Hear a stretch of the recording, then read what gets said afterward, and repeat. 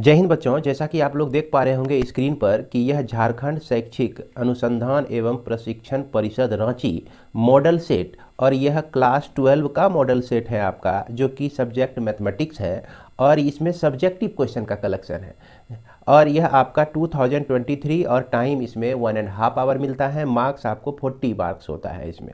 तो मैं सबसे पहले ये जानकारी दे दूं कि इससे पहले आप लोगों के लिए जो ऑब्जेक्टिव क्वेश्चन था, ऑब्जेक्टिव क्वेश्चन का वीडियो हमने ऑलरेडी अपलोड कर दिया है और उसमें टोटल 40 ऑब्जेक्टिव क्वेश्चन थे। तो सारे ऑब्जेक्टिव क्वेश्चन का सॉल्यूशन अवेलेबल है। आप चाहें तो जाके वीडियो को देख सकते हैं और ऑब्जेक्टिव क्वेश्चन घर बैठे ही बना सकते हैं।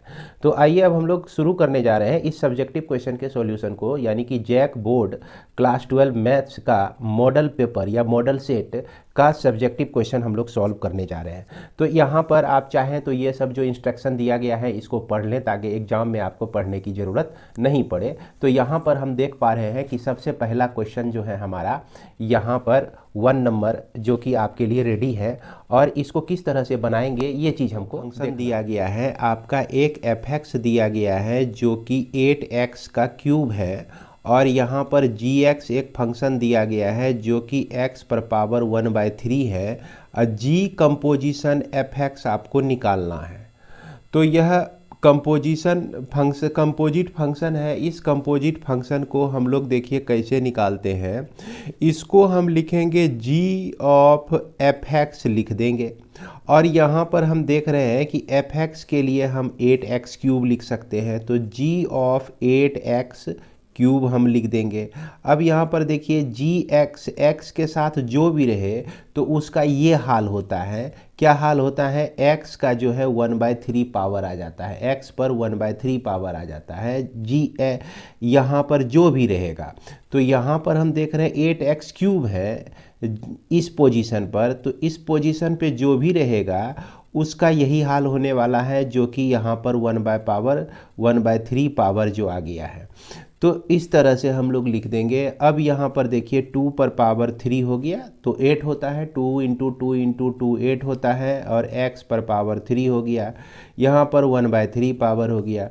अब यह 2x पर पावर जो है 3 हो गया, और इस पर भी पावर जो है आपका 1/3 है, तो यहाँ आप मिडिल ब्रैकेट यूज कर सकते हैं। तो अब यह 2x पर पावर जो हो गया 3 × 1/3, 3 आपका कैंसिल हो गया, तो ये आपका 2x निकल जाता है।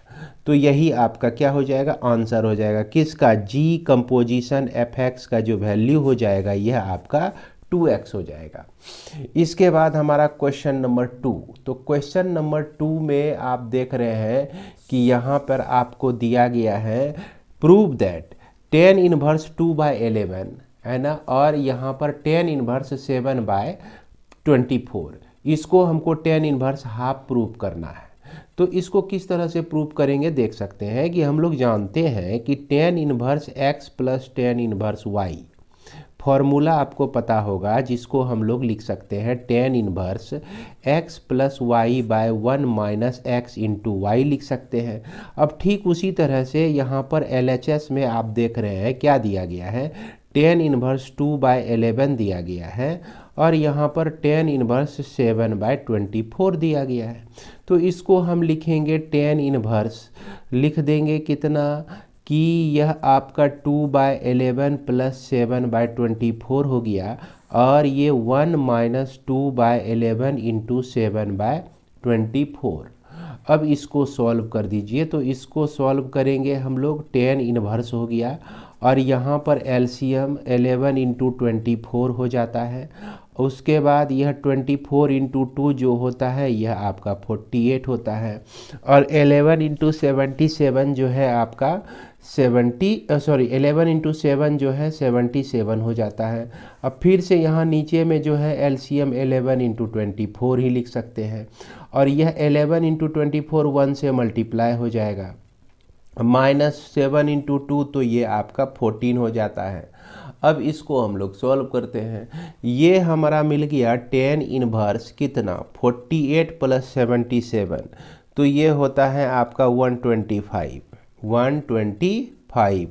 अब बाय यहाँ एक चीज़ ध्यान दीजिएगा, 11 इंटू 24, 11 इंटू 24 आपका कट जाएगा, और 11 इंटू 24 इक्वल टू होता है 264, अब माइनस हम कर दिए 14, तो इस तरह से हमको मिलता है 10 इनवर्स और 125 बाय, यहाँ 14 घट माइनस कर देते हैं तो 250 मिलता है, और 125 2 जा 250 होता है, यानी कि 10 इनवर्स आपका 1/2 आ जाता है, जो कि आपका RHS है। तो यह भी आपका प्रूफ हो गया। यही चीज़ हमको यहाँ पर प्रूव करना था। क्या प्रूव करना था? 10 इनवर्स हाफ हमको प्रूव करना था। इसके बाद चलते हैं क्वेश्चन नंबर हम लोग 3 में। तो 3 में आपको कुछ नहीं करना है, बहुत आसान प्रॉब्लम है।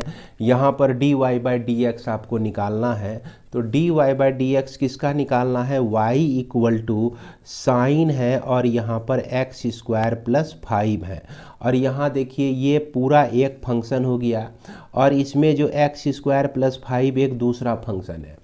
तो इसका जो डिफरेंशिएशन हम करेंगे तो यहाँ पर डिफरेंशिएट करेंगे साइन x² + 5 को किसके रेस्पेक्ट में भैया? यह x² + 5 के रेस्पेक्ट में डिफरेंशिएट करेंगे।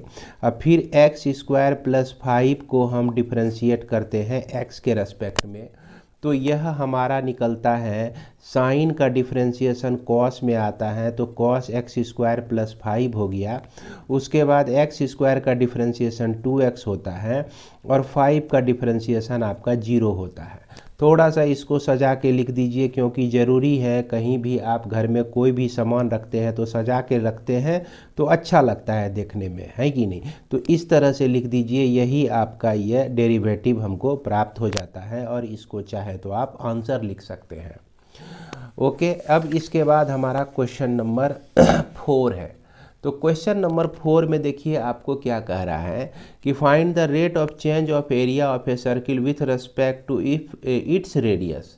तो एरिया में change with respect to radius, और व्हेन आपका दिया गया है कट गया है ना, जब क्या कहते हैं when radius equal to 4 centimetre दिया गया है, तो इसको आप कैसे बनाएंगे?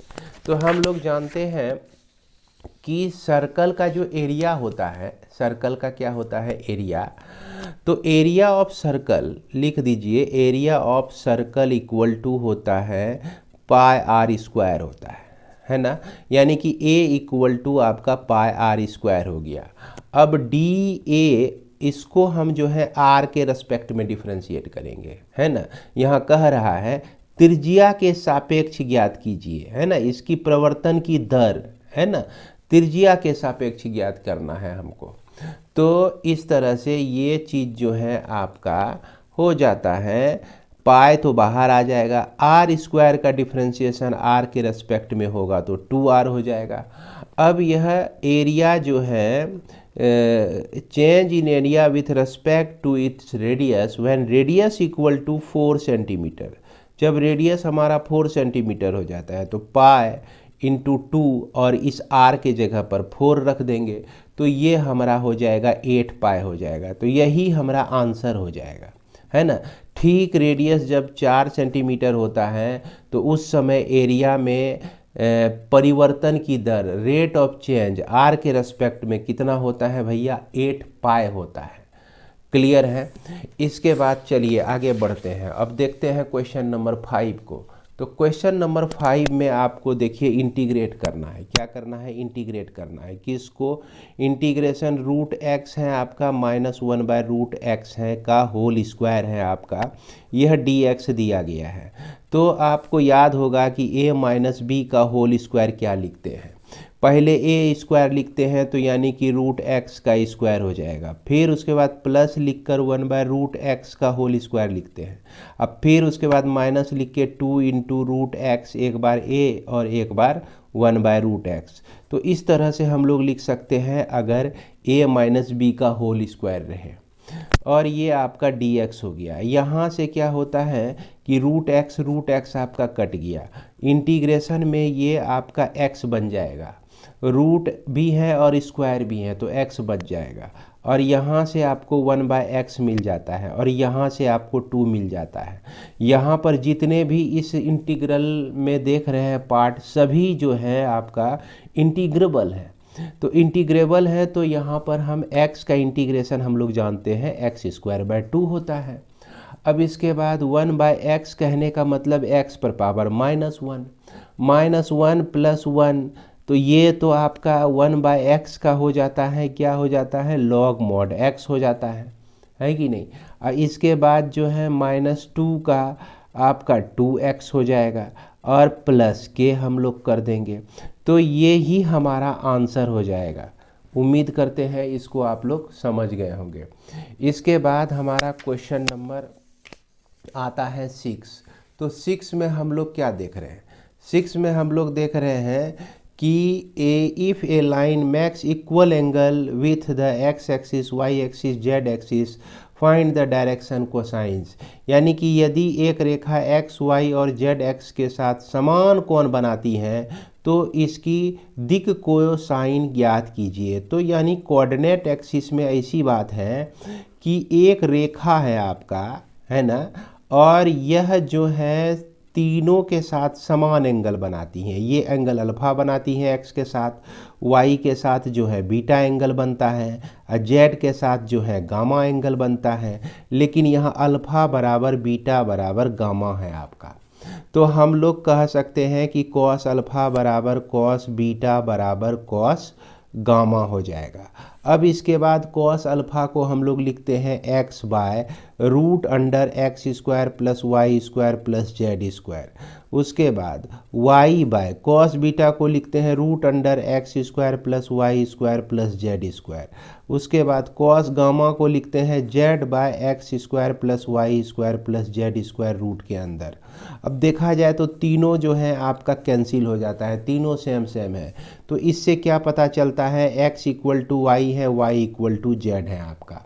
अब यहाँ पर cos अल्फा ही जो है आपका डायरेक्शन कोसाइन है L।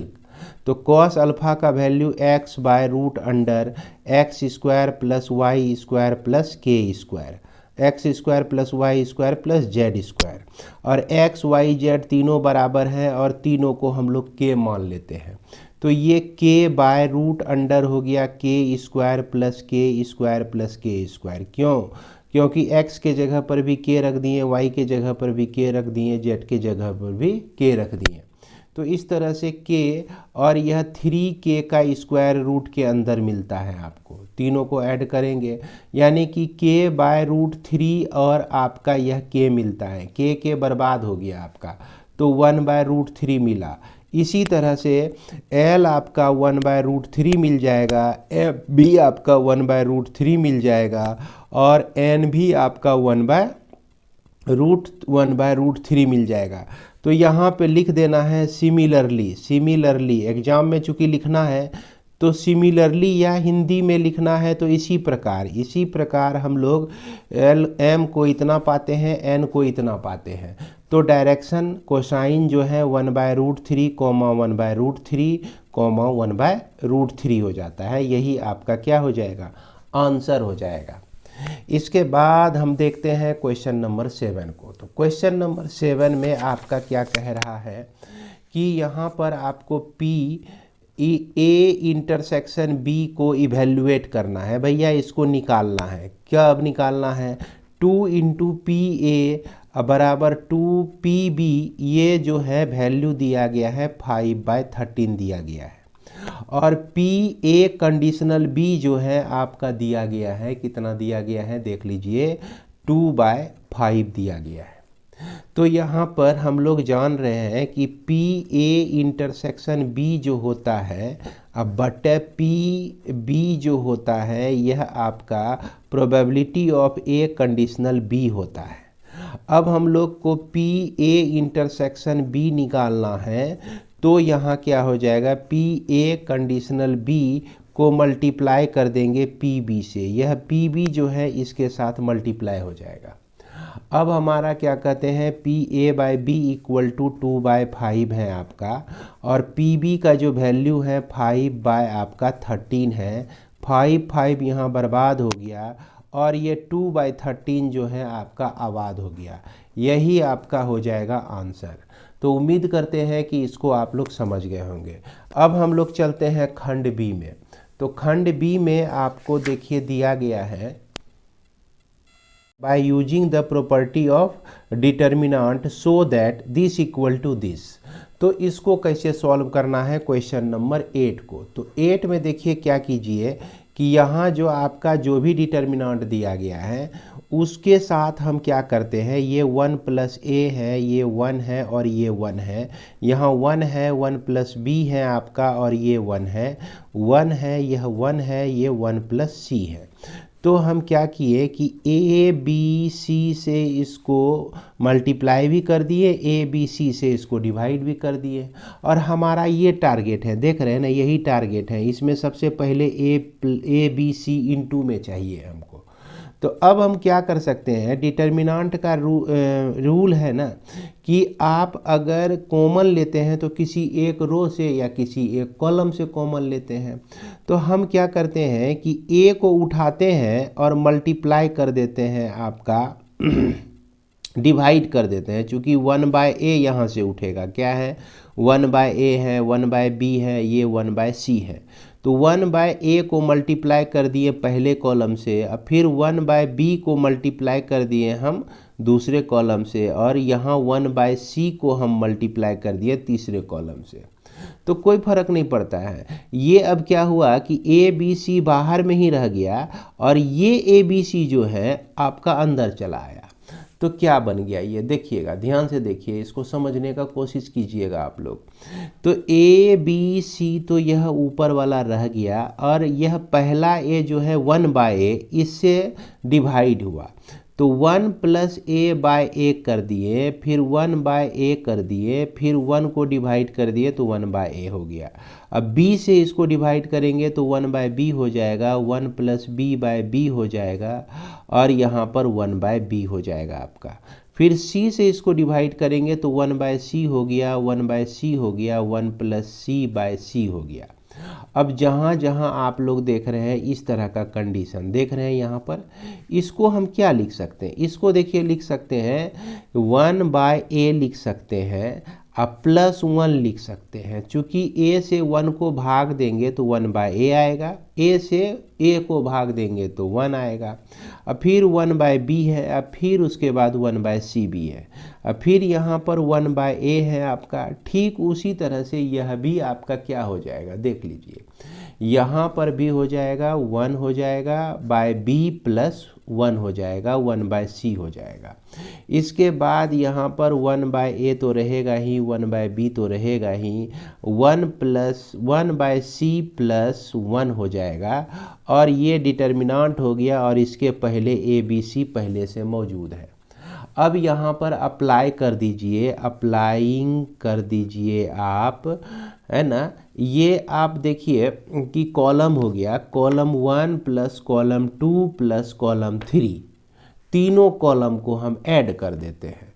तो यानी कि C1 को हम क्या किए, C1 + C2 + C3 कर दिए।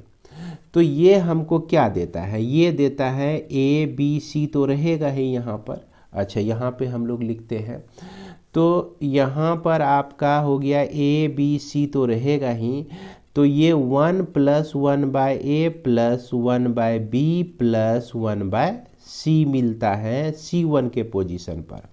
उसके बाद ये तो 1/b रह जाएगा और ये आपका 1/c रह जाएगा, है ना। थोड़ा सा इसको हम ऊपर कर लेते हैं। उसके बाद यहाँ पर देखिए 1 आ गया और 1/a भी आ गया और ये 1/b भी आ गया, 1/c भी आ गया। तीनों को ऐड करके देखिए यही चीज़ आएगा। और यहाँ पर 1/b + 1 बच गया दूसरे में, यहाँ पर 1/c बच गया। फिर उसके बाद तीसरे में देखिए 1 तो आएगा ही, 1/a भी आ गया, इस तीनों को ऐड कर रहे हैं, 1/b भी आ गया, 1/c भी आ गया, 1/b बच गया यहाँ दूसरे में, और तीसरे में 1/c + 1 बच गया। अब यहाँ क्या कर सकते हैं आप, यहाँ कॉमन ले सकते हैं। यह तीनों जो है आपका एक ही तरह का है, तो इसीलिए A B C into 1 + 1/a + 1/b + 1/c जो है हम कॉमन ले लिए। तो हमको मिलता है 1 1 1 मिलता है, और यहाँ से 1/b मिलता है। 1/b + 1 होता है, यहाँ पर 1/b हो गया, 1/c हो गया, 1/c हो गया, 1/c + 1 हो गया। क्लियर है। अब इसको सॉल्व कर दीजिए, आपका इसका वैल्यू जो है 1 ही आना है। तो देख लेते हैं हम लोग, यहाँ पर थोड़ा देर के लिए अगर हम अप्लाई कर दें कि यह जो आपका रो है R1 में R2 को हम माइनस कर देते हैं, R1 में R2 को माइनस कर देते हैं। तो अप्लाइंग क्या कर दिए हम लोग, R1 में माइनस कर दिए हम लोग R2 को, है ना। तो क्या होता है, ए बी सी तो रहेगा ही, यह 1 + 1/a + 1/b + 1/c हो गया, और यहाँ पर 1 - 1 0 हो गया। इसमें इसको माइनस करेंगे तो -1 आएगा, इसमें इसको माइनस करेंगे तो 0 हो जाएगा। फिर ये 1/b + 1, उसके बाद यहाँ पर 1/c 1 हो गया, 1/b हो गया, 1/c + 1 हो गया। अब देखिए, पहले रो के अलोंग हम इसको एक्सपेंड कर देते हैं, मतलब इसको अब तोड़ देते हैं। तो यहाँ ए बी सी तो रहा ही, 1 + 1/a + 1/b + 1/c हो गया। अब यहाँ पर देखिए -1 आता है, क्या आता है भैया, -1, और इसके पहले जो है इसका साइन होता है माइनस। तो यहाँ इसका रो और कॉलम ढक गया, तो 1 × इतना करेंगे, 1 × इतना, तो 1/c + 1 हो गया। अब फिर माइनस करेंगे 1 × 1/c, तो 1/c हो गया। यहाँ -1/c + 1/c बर्बाद, ये -1 माइनस के साथ मल्टीप्लाई होने पर +1 हो जाता है। अब फिर 1 से मल्टीप्लाई करेंगे तो यह आपका 1 ही हो जाएगा।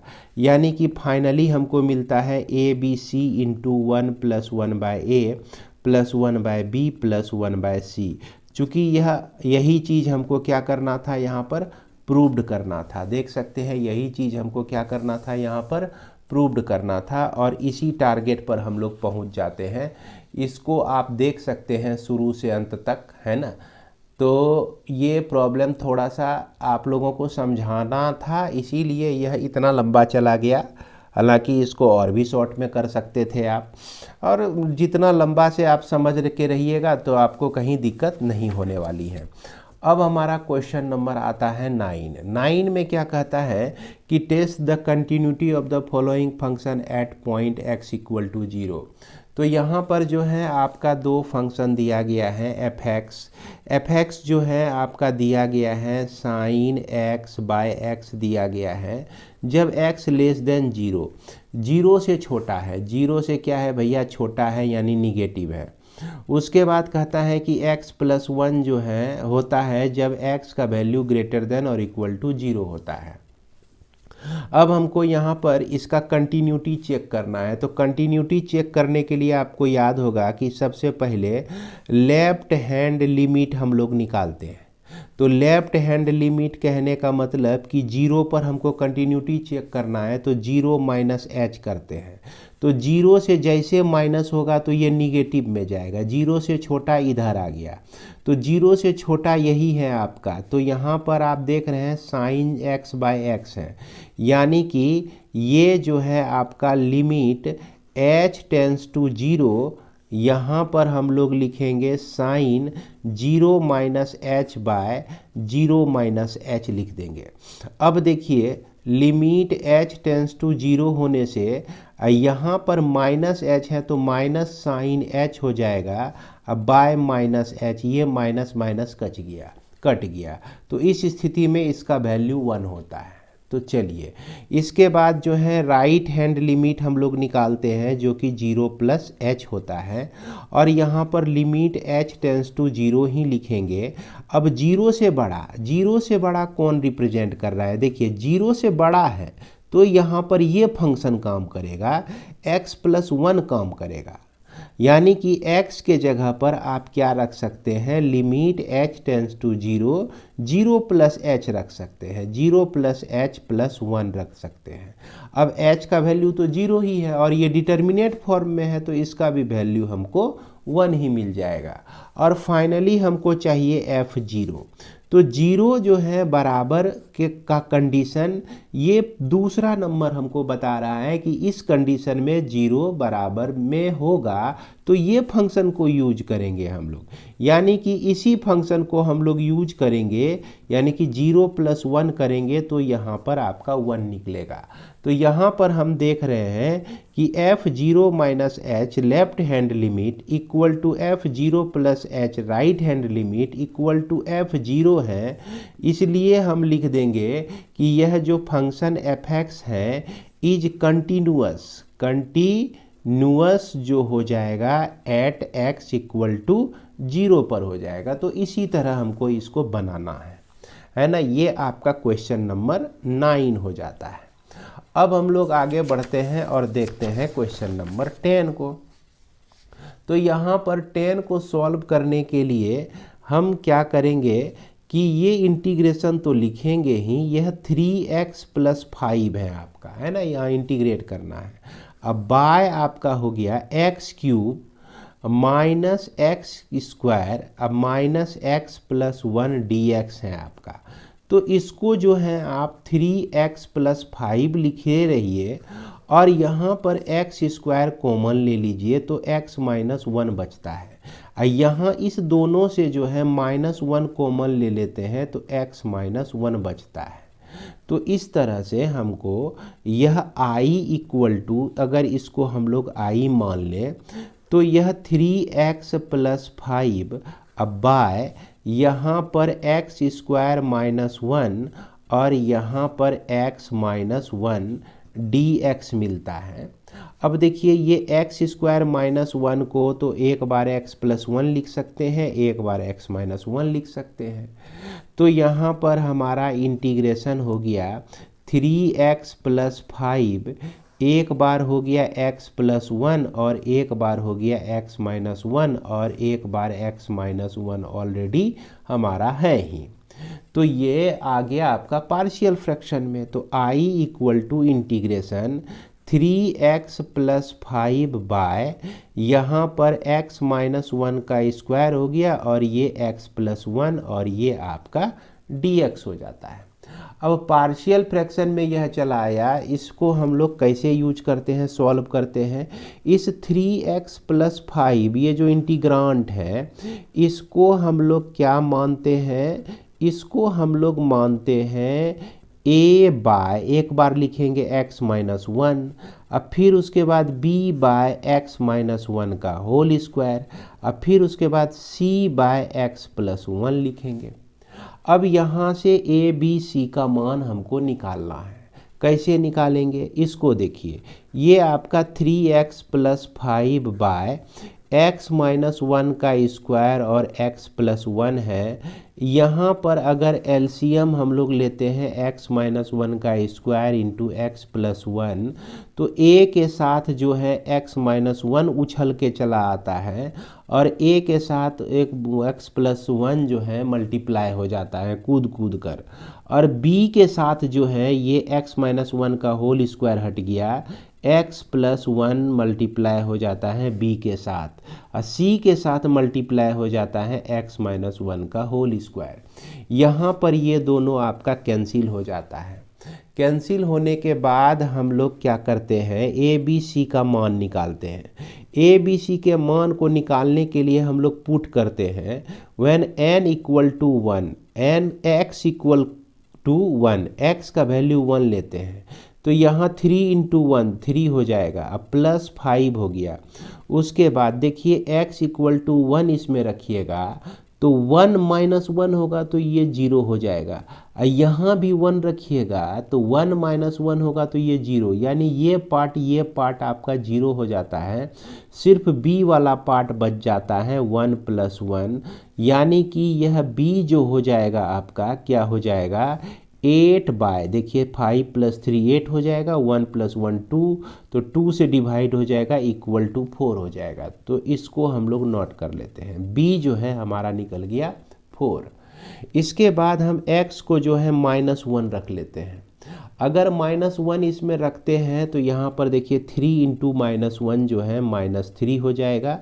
अब +5 तो लिखेंगे ही हम लोग, और यहाँ पर -1 जब इसमें रखिएगा आप, तो यहाँ पर जो है यह आपका 0 हो जाएगा पूरा सिस्टम।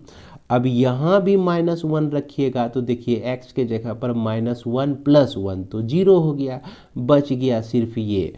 तो c के साथ -2 का स्क्वायर बच जाता है, इसलिए यहाँ पर -3 + 5 जो होता है आपका 2 होता है, और उसके बाद 4c का स्क्वायर, माफ करेंगे 4c आता है। क्या आता है आपका 2 2 जब 4 और इंटू c, तो c का जो वैल्यू हो जाएगा आपका 1/2 निकल जाएगा। ध्यान दीजिए 1/2 निकल जाएगा आपका। कैसे निकल गया, c = 2/4 करेंगे, ये 4 जो है यहाँ पे आ जाएगा, और इसको कटा देंगे तो ये आपका 1/2 निकल जाएगा। अब कोई भी तीसरा मान पुट करके हम लोग a का वैल्यू नहीं निकाल सकते हैं, b का तो निकाल लिए और c का भी निकाल लिए।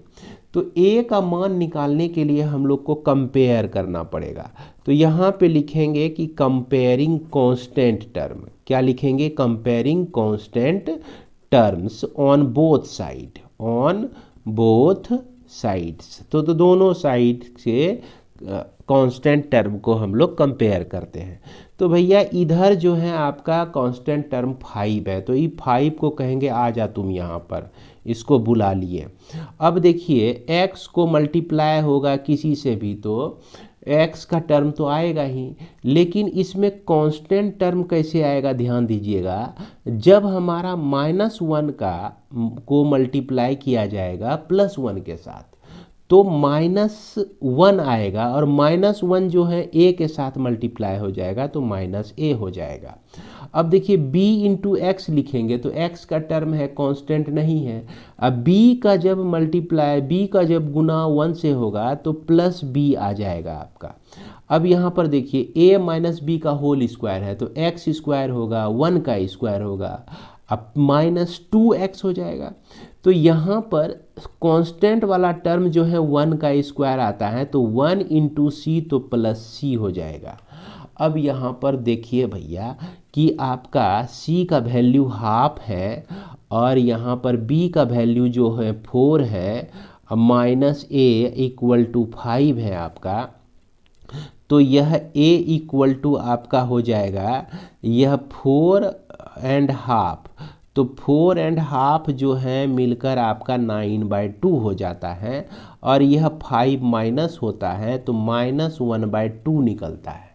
तो यहाँ पर a का जो वैल्यू हो जाएगा -1/2 हो जाएगा। अब हम लोग क्या करेंगे कि इस वैल्यू को ABC वैल्यू को हम लोग क्या करेंगे, इसमें इंटीग्रांट में यहाँ पर रख देंगे। तो अब देखिए यह i जो है हमारा क्या हो जाएगा, यहाँ पर ध्यान दीजिए, यह i जो है हमारा हो गया इंटीग्रेशन a/x - 1। तो a का जो वैल्यू निकाले हैं हम लोग -½ निकाले हैं। देख लेते हैं माइनस क्या है, ½ है।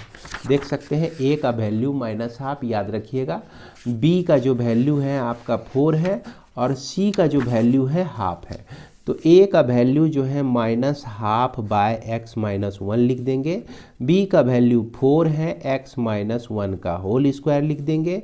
अब फिर उसके बाद c का जो वैल्यू है ½ है, तो x + 1 लिख देंगे। अब इसको जो है हम लोग आसानी से इंटीग्रेट कर सकते हैं। तो आसानी से कैसे, तो -1/2 log mod x - 1 हो जाएगा, और इसका जो होता है आपका -1/x - 1 होता है इसका इंटीग्रेशन, और यहाँ पर इसका इंटीग्रेशन 1/2 log mod x + 1 होता है। अब देखिए इसको और प्लस के तो हम लोग करेंगे ही। इसके बाद इसको 1/2 हम कॉमन अगर ले लेते हैं तो यहाँ से log x प्लस 1 बचता है और यहाँ से जो है 1/2 कॉमन लेने से हो जाता है आपका minus log mod x minus 1। अब प्लस यहाँ पर -1 × 4 तो माइनस, तो 4/x माइनस 1 हो गया। अब इसी को हम लोग 1/2 log mod x plus 1/x minus 1 लिख सकते हैं, -4/x माइनस 1 प्लस के लिख सकते हैं। यहीं तक जो है इसका आंसर करके आप छोड़ दीजिए, आपका एक नंबर भी कटने वाला नहीं है।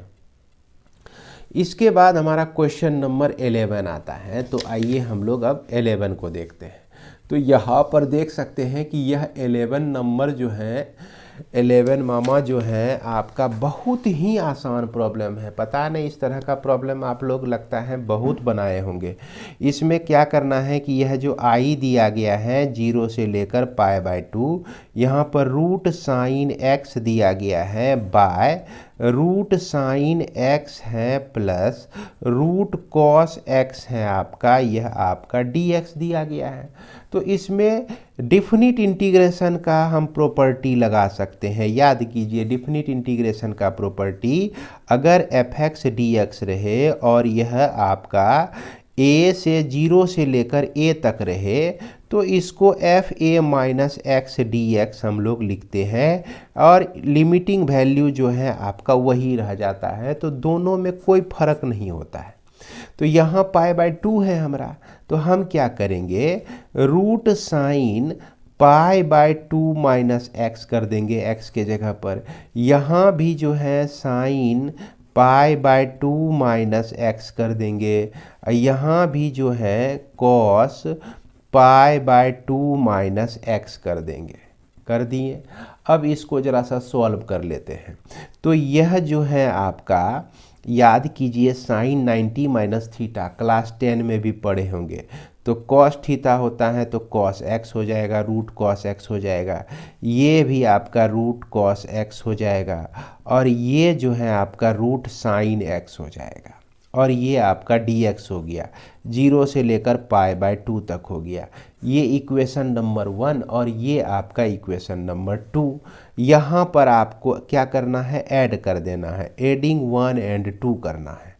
तो देखिए एडिंग 1 और 2 करेंगे तो लेफ्ट साइड में i है, इधर भी i है, तो ये 2i हो जाएगा। फिर इसके बाद इंटीग्रेशन 0 से लेकर π/2 तक बचेगा और dx तो इसमें आएगा ही। अब इसी दोनों में से जो चीज़ है इस दोनों को क्या करना है, हमको ऐड कर देना है। तो पहले में हम देख रहे हैं कि root sine x by root under sine x plus root cos x है और दूसरे में देख रहे हैं कि root cos x by root under sine x plus root cos x है। तो यहाँ पर देखिए कॉस x है रूट के अंदर में, साइन x का भी रूट है, तो इसको हम पहले लिख दिए, इसको बाद में लिख दिए, तो कोई फर्क नहीं पड़ता है। अब यहाँ पर देखा जाए कि इंटीग्रेशन 0 से लेकर π/2 तक ये चीज़ जो है दोनों में सेम सेम है। अगर हम root sine x plus root cos x को हम एलसीएम के तरह लेते हैं तो इसके ऊपर साइन x ही सब बच जाएगा रूट में और यहाँ जो है रूट के अंदर सिर्फ कॉस x बच जाएगा और यह dx हो जाएगा। अब देखिए ये दोनों जो है आपका सेम है, क्या है भैया सेम सेम है, कटा दिए। सिर्फ इंटीग्रेशन में 0 से π/2 dx बच जाता है और dx का इंटीग्रेशन x होता है और इसका लिमिटिंग वैल्यू 0 से π/2 तक, तो यानी कि π/2 आपका निकल गया। लेकिन यहाँ लेफ्ट साइड में आपका 2i है, तो i का वैल्यू जो है π/2 और ये 2 जो है दौड़कर यहाँ नीचे चला आएगा। तो दौड़कर नीचे आ जाएगा तो हमारा दौड़कर आंसर भी आ जाएगा और यही हमारा आंसर हो जाएगा। तो उम्मीद करते हैं कि इस प्रॉब्लम को आप समझ गए होंगे और ये प्रॉब्लम जो है ना बड़ी डिटेल में हम बताए हैं और इसलिए बताए हैं कि आप लोगों को दिक्कत नहीं हो। आगे बढ़ते हैं अब हम लोग। इसके बाद हमारा क्वेश्चन नंबर 12 है, जो कि आपका डिफरेंशियल इक्वेशन दिया गया है। तो इस डिफरेंशियल इक्वेशन में देखिए यहाँ पर 12 में आपका y dx दिया गया है, माइनस एक्स प्लस 2y का स्क्वायर आपका dy दिया गया है इक्वल टू 0। तो भैया ये वेरिएबल सेपरेबल भी नहीं है, होमोजीनियस भी नहीं है, ये आपका लीनियर इक्वेशन है। तो लीनियर इक्वेशन को जो रूल है सॉल्व करने का, उस रूल पे आप तो कर ही सकते हैं, लेकिन यहाँ पर उससे भी एक छोटा मेथड हम यूज करने जा रहे हैं। तो इसको देखिए y dx आप लिखेंगे, अब minus x into d y लिखेंगे, अब फिर उसके बाद minus 2y square into d y लिखेंगे, इक्वल टू आपका क्या हो जाएगा, यहाँ पर 0 हो जाएगा। अब इसके बाद हम क्या किए, y dx minus x d y को y स्क्वायर से हम डिवाइड कर दिए, अब फिर minus 2y square D y को भी y स्क्वायर से डिवाइड करेंगे, इक्वल टू आपका 0 हो जाएगा। अब क्या करते हैं कि यह जो आप सिस्टम देख रहे हैं ये derivative of x by y का है। x बाय वाई का डेरिवेटिव अगर निकालते हैं तो यही आपका निकलता है, u बाय v के फॉर्म में है। एक बार y को कांस्टेंट रखें, x को डिफरेंशिएट किए, फिर एक बार x को कांस्टेंट रखें हम लोग, y को डिफरेंशिएट किए, अब बाय y का स्क्वायर तो यहाँ होगा ही। और यहाँ से क्या हुआ कि y स्क्वायर कट गया, तो माइनस 2dy आपका हो गया 0 के बराबर। अब इंटीग्रेटिंग कर दीजिए, क्या कर दीजिए, इंटीग्रेटिंग कर दीजिए, इंटीग्रेटिंग बोथ साइड। तो इंटीग्रेशन करेंगे, जिसका भी इंटीग्रेशन हो जाए भैया, यहाँ वेरिएबल x बाय वाई है, और फिर उसके बाद 2dy का इंटीग्रेशन है इक्वल टू इंटीग्रेशन 0 का है ना, इंटीग्रेशन आपका क्या है, 0 का है। तो इसका जो इंटीग्रेशन होता है x बाय वाई होता है, जैसे dx का इंटीग्रेशन जो है x होता है ना, तो उसी तरह से dx बाय वाई का इंटीग्रेशन क्या हो जाएगा, x बाय वाई हो जाएगा, और dy का 2y हो जाएगा, इक्वल टू हम लोग k लिखेंगे। तो यही हमारा डिफरेंशियल इक्वेशन का सॉल्यूशन हो जाएगा, है ना। तो इसी को हम लोग लिख देंगे रिक्वायर्ड सॉल्यूशन हो जाएगा। तो ये इस तरह से बड़ी आसानी से आप लोग बना सकते हैं इसको, है ना। इसमें भी आपका एक भी नंबर कटने वाला नहीं है, इसे आप बढ़िया से देख लीजिए। अब हम लोग देखते हैं क्वेश्चन नंबर 13। तो क्वेश्चन नंबर 13 में आपका क्या दिया गया है कि यहाँ पर a वेक्टर और b वेक्टर आपका और c वेक्टर, 3 वेक्टर आपको दिया गया है। तो a वेक्टर, b वेक्टर और इस प्रकार दिया गया है कि a प्लस लेमडा b और c जो है आपका, ये दोनों जो है लंब है, यानी कि a plus lambda b and c are perpendicular, find the value of lambda. तो ये कहता है कि a प्लस लेमडा b ये जो वेक्टर है, और ये क्वेश्चन नंबर आपका 13 है ना, ये परपेंडिकुलर है आपका c का। तो कोई बात नहीं है, c का परपेंडिकुलर है तो कोई टेंशन वाली बात नहीं है। तो इसका मतलब हो गया कि a प्लस लेमडा b का डॉट प्रोडक्ट c के साथ करेंगे तो ये 0 होना चाहिए।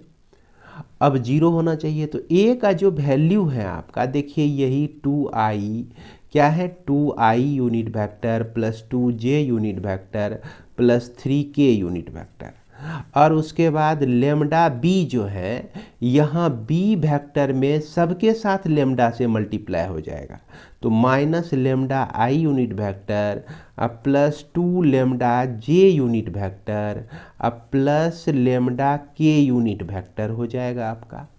अब इसका डॉट प्रोडक्ट जो होगा c के साथ होगा, c हमारा है 3i प्लस j है, तो 3i unit vector plus j unit vector equal to 0 हो जाएगा।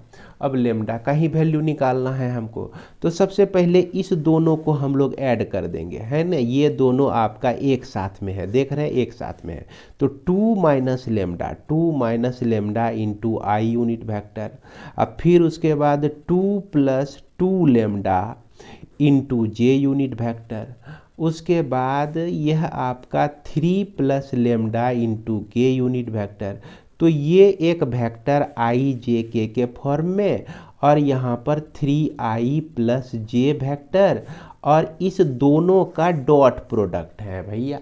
तो डॉट प्रोडक्ट का क्या नियम है कि x कंपोनेंट को x कंपोनेंट के साथ मल्टीप्लाई कर देंगे हम लोग, अब फिर y कंपोनेंट को y कंपोनेंट के साथ मल्टीप्लाई कर देंगे। इसका 1 है और इसका 2 प्लस 2 लेमडा है। अब इसका z कंपोनेंट कुछ नहीं है तो इसका मतलब 0 है, तो 0 को हम इससे मल्टीप्लाई कर देंगे, 0 इंटू 3 प्लस लेमडा से मल्टीप्लाई कर दिए, तो ये आपका 0 हो गया। अब यहाँ पर देख लीजिए ये पार्ट तो 0 हो जाता है, 3 into 2 6 minus 3 lambda plus 2 lambda equal to 0 minus lambda equal to -8, therefore lambda equal to 8। तो यही 8 इसका आंसर हो जाएगा। इसके बाद हमारा क्वेश्चन नंबर है ना ये 14। तो क्वेश्चन नंबर 14 में देखिए क्या कहता है कि सपोज ए गर्ल्स थ्रो ए डाई, एक डाई को थ्रो करता है ना, फिर क्या होता है कि सी गेट्स 5 और 6, सी टॉस ए क्वाइन 3 टाइम्स। अच्छा, डाई को थ्रो किया, 5 आया या 6 आया, तो डाई क्वाइन को थ्रो करता है, तो क्वाइन को कितने बार थ्रो करता है, 3 टाइम्स यह थ्रो करता है। अब फिर उसके बाद अब आगे समझिएगा, अब आगे समझिएगा कि इफ़ सी गेट्स 1 2 3 4, अगर उसको 1 आता है या 2 आता है या 3 आता है या 4 आता है, सी टॉस ए क्वाइन, फिर क्वाइन को जो है वंस कहने का 1 टाइम्स उसको वह थ्रो करती है। तो वेदर ए हेड और टेल इज ऑब्टेन्ड, या तो हेड या तो टेल मिलता है उसको। कहता है कि if she obtained exactly 1 head, अगर वह एक हेड निश्चित रूप से प्राप्त करती है, what is the probability that she threw 1 2 3 4 with the die. अब देखिए यहाँ पे कह रहा है कि कितनी संभावना है कि हम डाई को फेंकें और 1 2 3 4 आए, और फिर उसके बाद हम कॉइन को फेंकें तो कम से कम हमारा एक हेड आ जाए, इसकी कितनी संभावना है।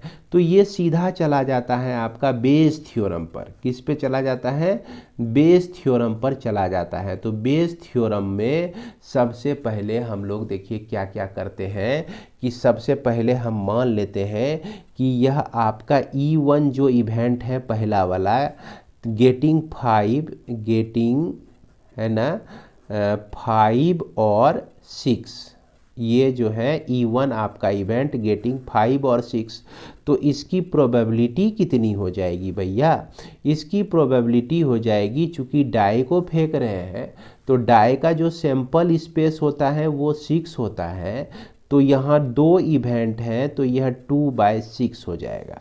अब यहाँ पर प्रोबेबिलिटी ऑफ E2 हम लोग क्या करते हैं, गेटिंग 1 2 3 4, 1 2 3 और 4 है ना, तो ये जो हो जाएगा 4/6 हो जाएगा, यानी कि 2/3 आ जाएगा, ये 1/3 आ जाएगा। अब यहाँ पर हम लोग कंसीडर करते हैं A be the event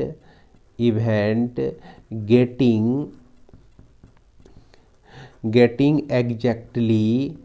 exactly 1 head, एक हेड प्राप्त करने की प्रोबेबिलिटी है। अब यह जो एक हेड है इसी कंडीशन में प्राप्त हो, E1 के कंडीशन में 5 6 आए, अब फिर कॉइन को टॉस करें तब हमको एक हेड मिल जाए, तो इसकी प्रोबेबिलिटी कितनी है, तो इसका प्रोबेबिलिटी हमारा यहाँ पर हम लिख सकते हैं क्या कि जितना, जैसे देखिए 3 टाइम्स हमने कॉइन को टॉस किया है, तो 3 टाइम के लिए सैंपल स्पेस जो है या H भी आ सकता है, T भी आ सकता है, और 2 गो H आया, फिर एगो T आया, 2 गो H आया, है ना, इस तरह से भी आ सकता है। तो इस तरह से ये जो है 8 होते हैं। और कम से कम एक हेड तो आए ही, है ना, कम से कम एक हेड आए ही। तो एक हेड वाला जो है देखिए यहाँ पर HTT, उसके बाद THT और उसके बाद आपका TTH, एक हेड वाले हमारा 3 ही इवेंट है, तो 3/8 हो जाता है इसकी प्रोबेबिलिटी। अब हम PA एक हेड पावें किससे, दूसरे कंडीशन में, तो क्वाइन को हम एक ही बार टॉस कर रहे हैं तो ये 1/2 हो जाएगा। अब हम लोग आगे लिखेंगे by Bayes theorem, BAYES, Bayes theorem. तो हमको क्या निकालना है, प्रोबेबिलिटी हमको निकालना है E2/A निकालना है कि यह जो हेड मिले कहाँ से मिले हमको, 1 2 3 4 वाले से ही, जो शुरू में हम डाई को थ्रो किए उसी से हमको ये हेड आवे, तो ये चीज़ निकालना है। तो बेस थ्योरम क्या कहता है कि इसको हम क्या लिखेंगे, probability of E2 into probability of A/E2 लिखेंगे। अब bye probability of E1 into probability of A/E1 लिखेंगे। अब फिर probability of E2 into probability of A/E2 लिखेंगे। क्लियर हो गया। अब इसमें सारा वैल्यू रख दीजिए। यहाँ पर PE2 का जो वैल्यू है आपका 2/3 है, तो 2/3 इंटू PA/E2 का जो वैल्यू है, P/A/E2 का वैल्यू जो है हाफ है आपका, रख दिए हम लोग। उसके बाद यहाँ पर देखिए 1/3 है, PE1 का वैल्यू 1/3 रख दिए, और उसके बाद यहाँ पर 3/8 है आपका। अब फिर उसके बाद यह आपका 2/3, यही चीज़ आ जाएगा, 1/2 हो जाएगा। अब इसमें 2 2 आपका कैंसिल हो गया, 3 3 यहाँ पर कैंसिल हो गया, है ना, यहाँ पे 2 2 कैंसिल हो गया, तो 1/3 हो गया। अब यहाँ पर देखिए यहाँ पर आपका 1/8 आता है और यहाँ पर आपका 1/3 आता है। इसी को सॉल्व करना है, तो इसको सॉल्व हम लोग करते हैं, इधर करते हैं, है ना। 1/3 तो रहा ही, और यहाँ LCM कितना हो गया, 8 या 24, तो 24 हो गया। और यहाँ पर 3 चला गया, यहाँ पर आपका 8 आ गया, तो ये हो गया 1/3 बाय कितना हो गया, 24 हो गया। और यहाँ 8 3 हो गया आपका 11 हो गया। अब यहाँ पर देखिए 1/3 हो गया, और यह 24 जो है ऊपर चला गया, और यह 11 नीचे चला गया, 3 8 24, यानी कि यह जो आंसर हो जाएगा 8/11 हो जाएगा। कितना हो जाएगा भैया, 8/11 हो जाएगा। तो उम्मीद करते हैं कि इसे आप लोग समझ गए होंगे।